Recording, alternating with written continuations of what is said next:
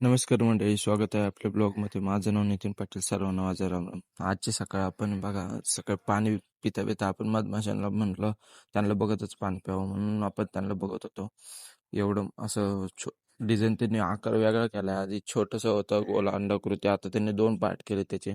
आता आपण म्हटलं कामाला जायचं, मग आवरून घेतलं आणि कामावर आलो.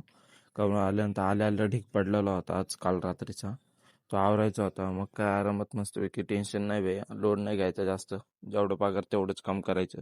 म्हणून आपण मस्तपैकी आधी आराम करून घेतला. घामाघूम झालो होतो, थोडं वारं खाल्लं पहिलं, नंतर मस्तपैकी आवरू म्हटलं. कारण की ओनर काही लगेच येत नाही आणि कस्टमर पण काही लगेच येत नाही. त्यानंतर मस्तपैकी कस्टमर केल्यानंतर त्यानंतर दुपारी वारं सुटलं होतं चांगलं. जॉन म्हटलं मी चालले हिंडायला. जॉन म्हटलं जा. जॉन मस्तपैकी बाहेर हिंडत बसला आणि मोनो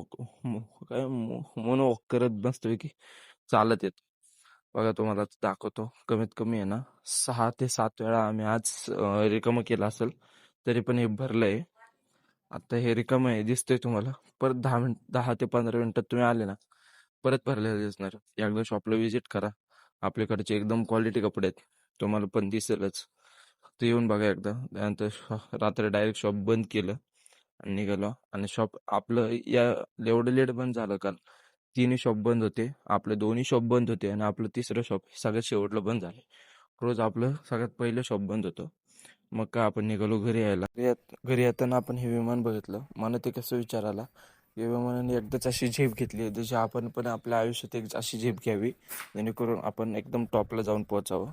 असे तुम्ही विचार विचार करा चांगला, आणि मी पण विचार करतो. भेटूया पुढच्या ब्लॉगमध्ये. जय महाराष्ट्र.